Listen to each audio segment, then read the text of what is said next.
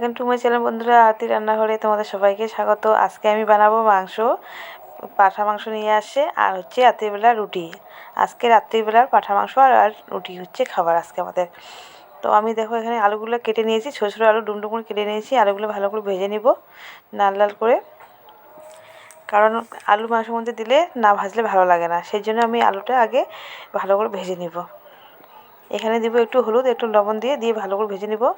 এই যে এখানে দেখো মাংস আমি ধুয়ে রেখে দিয়েছি ঝুড়ির মধ্যে, জলটা ঝরে গেছে। জলটা না ঝরলে মাংসের মধ্যে জল খুব বাইর হয়, সেই জন্য আমি আগে ধুয়ে রেখে দিয়েছি। কত সুন্দর মাংসগুলো লাগছে, পাঁঠার মাংস একদম কচি মাংস, খুব ভালো। পেঁয়াজ কেটে নিয়েছি, আলু আমার ভাজা এখনও হয়নি, আর একটু ভাজবো ভালো করে। তো আলু ভাজা আমার হয়ে গেছে, আলুগুলো এখন নামাবো। ভালো করে নামিয়ে নিয়ে, বেশি ভাজার দরকার নেই, কারণ পরে তো আমি মাংসের মধ্যে দিব এগুলা, সেই জন্য হালকা করে ভেজে নিলাম। আলুটা ভাজলে কি হয় যে কাঁচা কাঁচা ভাবটা ওটা থাকে না, সেই জন্য মাংসের মধ্যে আলু দিলে যদি ভাজো তাহলে খুব ভালো লাগে খেতে। তো আমি ওই কড়ার মধ্যে তেলটা যাহাতো আছে ওই কড়ার মধ্যে দিয়ে দিচ্ছি কয়েকটা জিরে আর তেজপাতা দিয়ে দিলাম। আমার তেজপাতা জিরে হয়ে গেছে।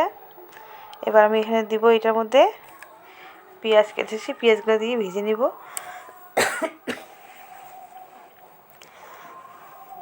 দিয়ে দিলাম পেঁয়াজগুলো ভালো করে ভেজে নেব। বেশি পেঁয়াজ দিলাম না, কারণ মিষ্টি মিষ্টি হয় বেশি পেঁয়াজ দিলে। আর এখানে এই যে কাঁচা লঙ্কা রসুন বাটা দিয়ে দিলাম, দিয়ে ভালো করে আরও ভাজবো।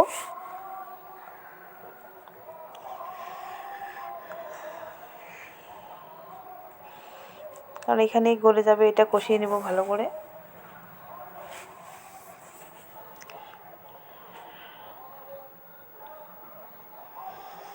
তো এখানে দিচ্ছি আমি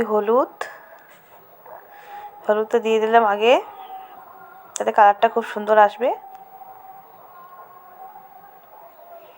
পেঁয়াজগুলো কেমন সুন্দর করে গলে যাচ্ছে। দিয়ে দিচ্ছি নুন স্বাদ অনুযায়ী।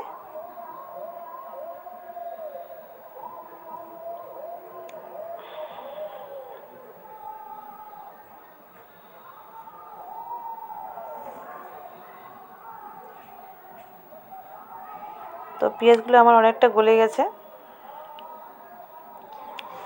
ভাজা হয়ে গেছে, গলেও গেছে। গুঁড়া লঙ্কা অল্প দিলাম। এবার আমি দিয়ে দিব মাংসগুলা। তো মাংসগুলো আমি দিয়ে দিলাম,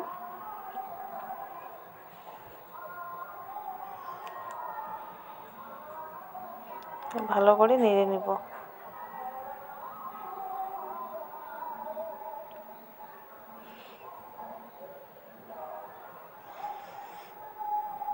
এখানে আমি আর এখন কোনো কিছু দিব না, ভালো করে মাংসটা কষা হবে। তারপর এখন আমি একটা থালা দিয়ে চাপা দিব।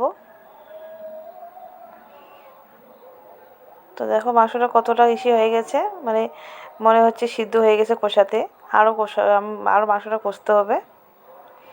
এবার আমি দিয়ে দিচ্ছি অল্প গুঁড়া লঙ্কা দিয়ে দিলাম। বেশি গুঁড়া লঙ্কা দিব না, কারণ ঝাল বেশি খেতে পারবে না, বাচ্চাগুলোও খাবে।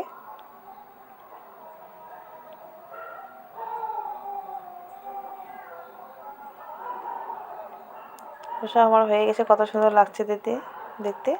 এবার আমি দিয়ে দিব ভাজা যে আলুগুলো আছে সেগুলো দিয়ে দিব, কারণ আলুগুলো সিদ্ধ বেশি হয়নি, আর একটু সিদ্ধ করতে হবে, সেই জন্য আগে দিয়ে দিলাম।